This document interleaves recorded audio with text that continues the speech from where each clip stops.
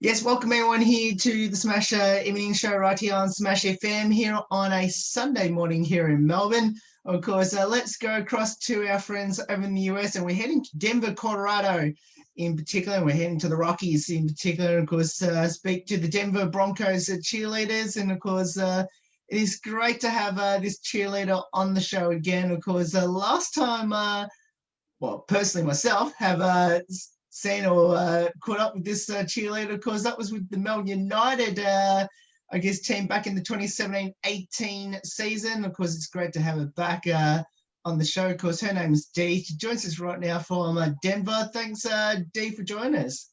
Thanks for having me. Pretty unusual year for everyone, including yourselves over there in Colorado. Tell us, how has it been for the Denver Broncos cheerleaders, and how have you tried to adapt to what's happening over there in Colorado? Sure. Yeah. I mean, this is kind of a wild season for anybody, I guess we could say. For about half our season, we had some fans. So we were still able to cheer on in the stands, not on the field, but in the stands with a lower fan base.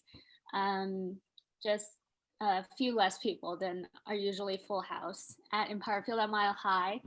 But this year, I think our focus was on, what does it truly mean to be a cheerleader? Kind of, we focused a lot on our more, Game day is just such a small part of what we do as cheerleaders and ambassadors for the Denver Broncos. And so I think we really honed into doing what we do best, making people smile, bringing the cheer, keeping positive. And community was kind of our focal point this year. We'll get to that in just a moment in regards to, I guess, the community side of things and what you would normally be doing. I guess going out to the community and obviously doing a lot of community events. But I guess going into this year, did you do any auditions at all, or did you was there any virtual ones, or was it just left it as the same team as it was the previous year? We switched to virtual this year. We held a preliminary virtual round where we made some cuts and picked some finalists. And then, the pandemic's pretty unpredictable. And we ended up taking on a team of veterans this year just to see. We don't know what the season was going to entail at that point. But yeah, we kept it virtual this year, held some virtual prep classes, definitely different from our in-person auditions, but it's what we resorted to this year. Was your team in particular, I guess, was it cut in half in some ways like most NFL cheerleading squads have this year in regards to, you mentioned that it was pretty much mainly the veterans that's been there. Was that similar to yourselves in regards to the numbers that got cut due to the pandemic side of things? Well, every year we set out to find 26 outstanding women to make up our roster, and we had a really solid group of 20 veterans coming back. And so I guess this year in some ways it really worked out for us. We have a really, really solid group, and, almost a once in a lifetime opportunity to keep that foundation and kind of work with vets. And so we already danced all the same, we trained all the same, and I think it was the most, most efficient way to go about this year, just seeing how unpredictable the season could have been. Let's talk a bit about the community side of things, as you mentioned before. Normally you used to be out there, other than game day, I guess going to a lot of community events and making appearances as well. I'm sure that hasn't happened at all this year due to the pandemic. How sad is that to not be out there to be out in the community events and all that, supporting some amazing charity work that Colorado are famous for? Sure. I'd say we'd still had the opportunity to be out there in the community. We're super strict on masks on, social distancing and whatnot. So we've still been able to attend a ton in person. We always do a Habitat for Humanity build, which we got to do this year. We work with Children's Hospital. We do a lot of Zoom this year, so a lot of virtual shout outs. But, with safety enforced, we were still able to execute a lot of that community work. Obviously, it's never the same. as it used to be. But I'd say we made the best out of the situation this year with what we could do as safely as possible. What was the best part of 2020 in regards to, you mentioned about went to a couple of those events, I'm assuming. I guess which one of those was the best one this year? I think it's a team favorite to always do Children's Hospital. We have a really, really amazing relationship with them this year. And so it's always great to see patients, surprise patients. We couldn't do hospital visits this year. With that being said, we've still been able to do Zoom calls and get in touch and connect that way. So I think that always warms my heart. It's a good one. Now let's talk a bit about the Zoom side of things. How strange has that been this year in regards to, did you do any like rehearsals over Zoom, and are you back to sort of full rehearsals in person now? No, we're not. We're still pretty strict right now. COVID's a little different here than it is in Australia. So yeah, no in-person rehearsals, no big gatherings at the moment. So we've totally been doing Zoom practices, which is new for us this year. How strange is it to do it at home, especially on those little screens? How difficult has that been this year? It's certainly different. Dance is a very hands-on, very kinetic experience.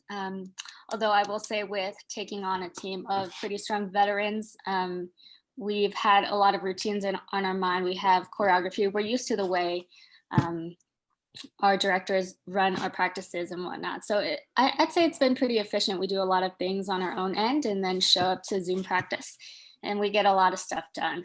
And I think this year has shown us that, a lot is possible and a lot can be transformed. And yeah, curious to see where we'll go. Let's talk a bit about game day. Of course, you've had the chance to, and I guess not many teams have had the chance to have fans at their venues this year, but obviously Denver was one of them this year. How good was it to cheer from the stands? And do you still get to like sort of meet with the fans in some ways during game day, or is it just strictly, I guess, a no-go zone? No more fans in the stands anymore. But yeah, like I said, we've had a few games with fans, and that was amazing. The thrill of performing. It's what our team loves to do. So it's always great to engage with fans when we can. And so the few games that we had, I think we really cherished that. But yeah, no more fans now. We do a little pregame show that's recorded. But again, no fans in the stands, so people are watching from home. But without fans, we're not in the stands anymore. So now it's all just broadcasted on TV. When we did have fans, it wasn't full occupancy. We were in the stands of our field. How strange it to sit at home and I guess virtually watch the game. Sure, yeah. Definitely a change of pace from previous seasons. I think one thing that's brought to light is just kind of, it really is the little things in life. And I think this year, I think all of my teammates and I have gotten to focus on something else, whether it be family or how we take care of ourselves during this time, or kind of other things that are very important to us. So it's a little surreal watching from home, but also it is kind of nice to be with family or your loved ones, or, taking some time at home. Let's talk a bit about I'm assuming that you still got your main 4 or 5 captains in the team. Tell us who those captains are and how special have they been? This year, our captains are Sarah, Brielle, and Catherine, and those are 3 of the 4 captains we had last year. So we're very, very blessed to have some very experienced veteran leadership on the team. Yeah, it's pretty special, and I bet this year of all years is a testament to how much we need each other, and how we adapt and whatnot. So they've been awesome. And then following up from that, tell us a bit about your amazing coaches that you have there. Yeah, our director is Shauna Peters, and assistant director is Shelly Trujillo. Yeah, they, along with all of us, have just kind of been thrown into this wild season. And again, adapt, adapt, adapt. We've been trying to keep very positive, and so yeah, they're great women, and yeah, it's a really tight family that we have. Now let's talk a bit about your cheerleading journey. Now I'm assuming it sort of started down here in Melbourne. I'm assuming. Tell us where did it all start and why did you end up choosing it? I started pro cheerleading out of college. I danced for the University of Colorado, and then I tried out for our professional lacrosse team. So that's kind of where it all started. I was a Denver Outlaws dancer, and then moved into indoor lacrosse. We are the Colorado Mammoth, and then kind of moved on to the NBA before I moved to Melbourne. And so, yeah, in Melbourne, I was not ready to stop dancing, and I knew that Broncos was kind of a goal of mine. So tried out for Melbourne United, which was an amazing, like, I can't say enough wonderful things about the program and the girls and my coach there. So that was a blast. And then I danced for the Storm for a season before moving back to the States and trying out for the Broncos. You mentioned about, I guess, the beginning, obviously with, of course, lacrosse side of things, which is quite strange for a lot of people down here in Australia to have cheerleading in lacrosse side of things. Now considering you're back in Colorado, back to where it all started, do you still go out to those games and, I guess, support them in some ways? I mean, this year, no. This year has been looking a little different, but definitely the dance community is pretty connected in Colorado. So I have a lot of friends and, really great women still dancing for those teams. So yeah, definitely. When we have the chance, we definitely go support. Tell us a bit about your time down here in Melbourne. Now you mentioned also, of course, being part of the cheerleading side of things with the Melbourne Storm in the NRL, who of course won the premiership this year. But also, of course, Melbourne United, which the season restarts next month. Tell us a bit about your experiences about cheerleading in the two major sporting competitions down here. I mean, it was a blast. I think being part of a team is what I'm best at. I just love the team atmosphere. I love getting to know, wonderful women. And it was probably the easiest way to like get friends, moving to a new country. And it was amazing. I learned a lot of things that we do differently. And so that was really fun and really quirky to see what goes on down there and the choreography. My teammates were a blast. Definitely something I wish that it's definitely something I'll take with me forever. I wish like other people could see it and feel what I feel, and going to the grand final with Storm, that was cool. And I just wish people understood how special that was, because yeah, it was really great. Something I'll, like I said, take with me forever. I have to ask, why did you end up choosing Australia before you went back to Denver? And I guess, was it an easy decision to start cheerleading down here in Australia? Yeah, for your first question, I think I definitely have the travel bug, and so I studied abroad during my undergrad, and it was between Italy or Australia. I've always heard amazing things about the nature in Australia, and I did Italy in college. So when it was time, I was starting my career in marketing, and I wanted to get into graphic design, so I decided to enroll in design school, and that was in Melbourne. And looked up so many things about Melbourne, great coffee, most livable city in the world, and decided to give that a go. So that was pretty great. Your second question was it easy to come back to Colorado? I think I spent a couple of years down under, and it was amazing.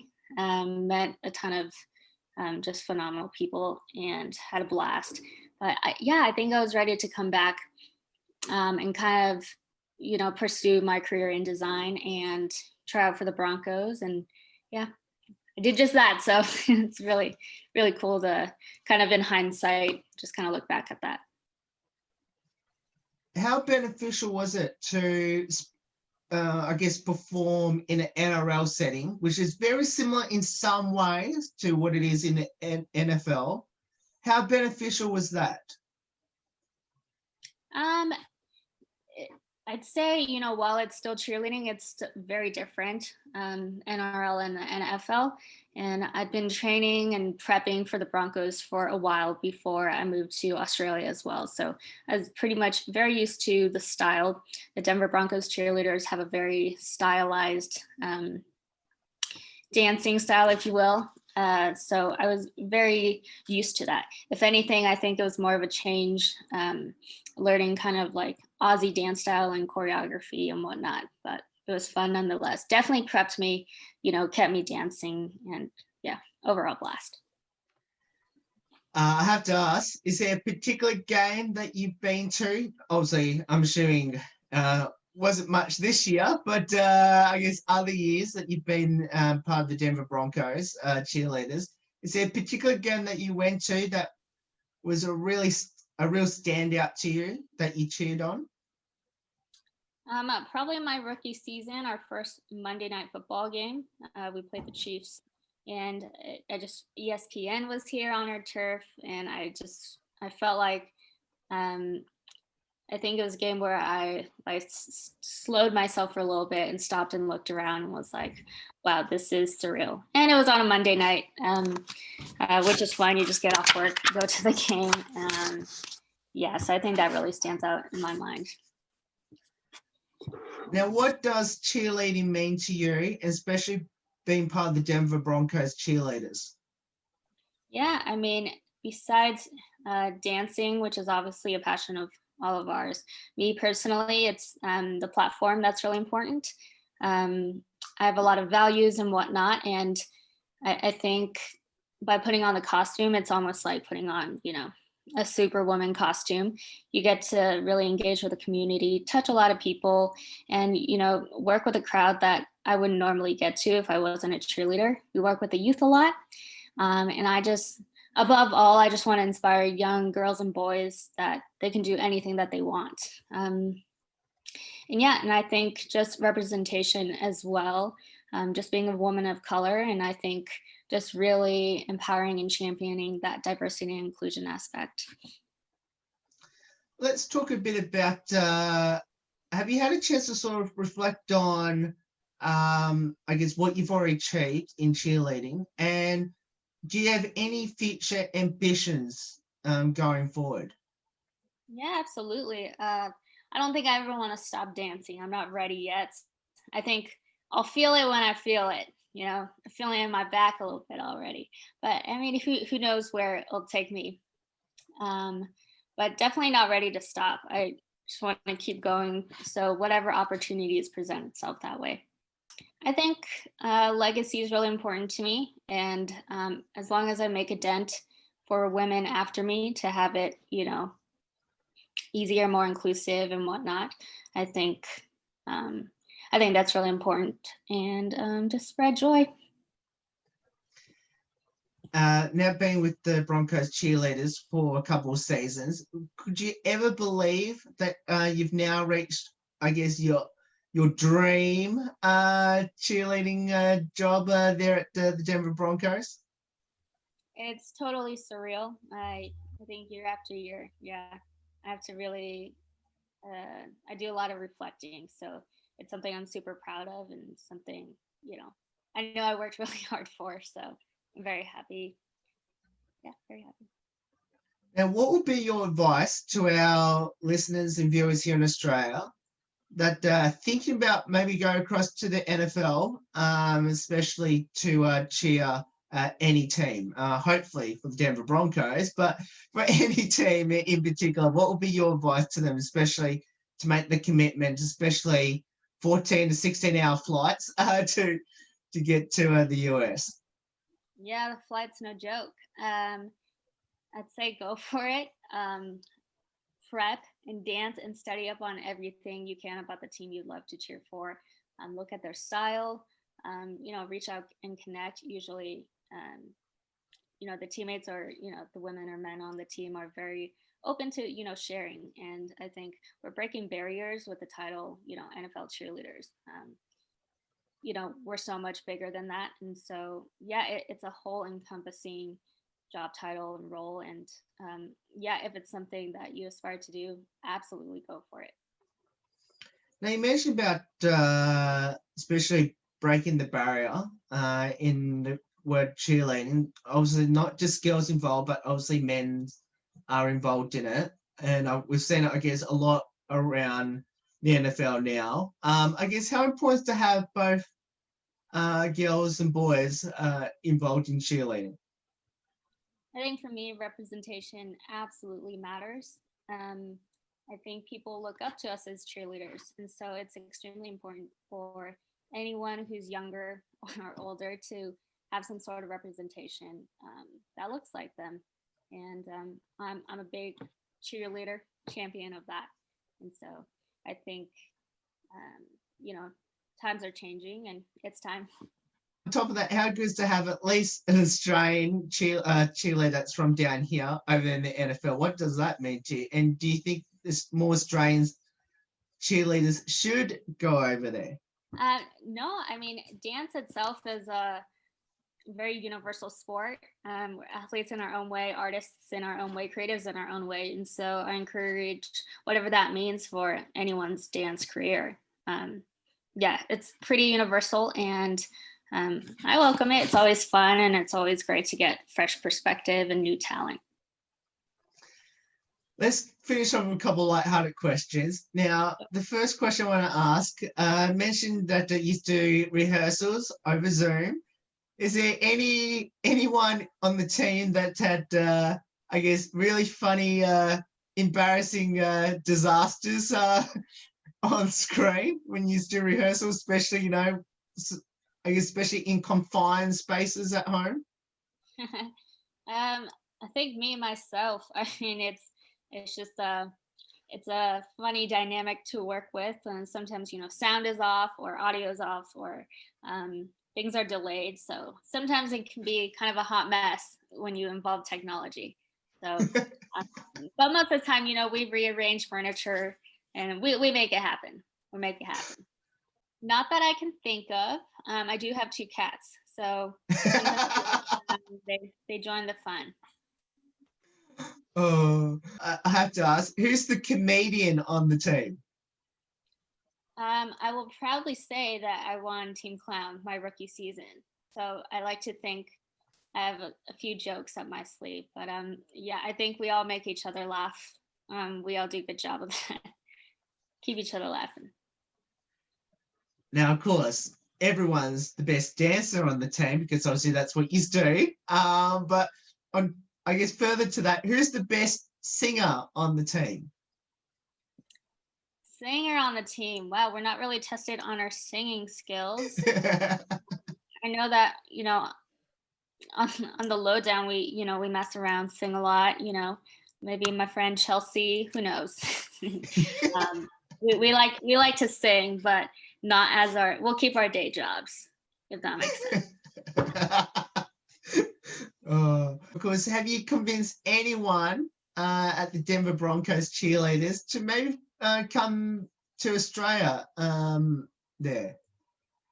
I've had a few people asking me, what that journey was like and what that looks like. So yeah, I'm always open to talk, and we'll always empower that and support that if they want to do it. Definitely. Do you still have Australian accent now? I don't think I ever caught an Aussie accent, but I do pick up a few little terms here and there. So I think the accent's gone, but the memories are always here, and I still talk to my friends every week. So it's very much connected still. Do you have any embarrassing moments prior to the pandemic when you got the chance to do it on the field? Is there any embarrassing moments that you've had encountered? Besides footballs almost being thrown at us, let's see. I want to say there's a big learning curve for everyone's rookie year. Trying to think. Honestly, very proud to say I think we're like pretty great professionals. So like dance wise and whatnot, it's what we do best. It's what we work so hard for. So when it comes to be game day, it's game day. Obviously, little mistakes here and there during practice, or like slipping on the studio floor when we rehearse. Those are always laughable moments. But I will say when it's game day, it's game on, and we're there to do what we do. Of course, prior to the pandemic and all that, did you have a pre-game superstition or ritual before you went out onto the field? We definitely have rituals, not so much superstition. We always circle up, have a talk. Sometimes we have a guest in to join our circle time. I always touch the stadium right before we walk out, and yeah, it's it's really fun. Do you have a favorite Denver Bronco? Philip Lindsay. We went to the same school, so go Buffs, and we love a hometown kid, and he was kind of the underdog his rookie season. So I think I'm always gravitated toward those stories of the not so outspoken stories and whatnot. And he worked really hard and got to where he is. So it's something I think the Denver Broncos are proud of. And yeah, I certainly that story resonates a lot with me. And I have to ask, have you ever met him? In passing, yeah, we work with some of the players in our community events. Been on the Rocky Mountain in Mile High City. Now, I guess the one thing that people don't understand here in Australia is that Denver itself is on a mountain, I guess in altitude and side of things. And I guess tell us how is there almost a home ground advantage when you go out there, especially where the stadium is positioned? Yeah, I certainly like to think so. We're the Mile High City, 80 feet above sea level. And yeah, altitude sickness is real. So, Olympians come to Colorado to train. And so I like to think that the air, really affects people who are new in town. And so that's definitely a home field advantage I think we have. I'm sure most of our amazing Australian fans are asking as well. Number one, are you hopefully to come back to Australia again? Yes, always. It's a little piece of home I have there, and still have really amazing friends from there. And I just visited Melbourne earlier this year. It's weird to think it was this year. So yeah, definitely always on the list. And of course, we'll finish off with the last part of my question, which is for everyone that should follow the Denver Broncos cheerleaders on the social, especially the fantastic things that you do in the community, but also including the performances that you do on game day, which is pre-recorded. How can they go about supporting the Denver Broncos cheerleaders? You can find us on Instagram at Denver Broncos Cheer, or Twitter at Broncos Cheer. But yeah, denverbroncos.com/cheerleaders, you'll get to find all sorts of information and whatnot. But I'd say our Instagram's a pretty safe bet for anything that we put out there. Well, Dee, thank you so much for getting up your time to join us. Obviously, hopefully next season is a lot better than this season in regards to hopefully get a chance to do what you do best. Of course, get back onto the field and perform in real time, and especially to get to catch up with the amazing fans that you have at the Mile High City. And hopefully next season, maybe I'll be over there in Denver and hopefully get to meet you again in person again. Totally. Come say hi. Yeah, definitely. Thanks for getting up so early and chatting with me. Appreciate that. No worries. And that's Dee there, joins from the Denver Broncos cheerleaders. Of course, as she mentioned, of course, if you want to follow the amazing work that they do out there on the Mile High City, of course, we'll put all the details up on how you can go about supporting and following the Denver Broncos cheerleaders for the next couple of weeks of the season, and of course into the 2021 season. There's more on the Smash Evening Show right after this. Don't go away here on the Sunday edition.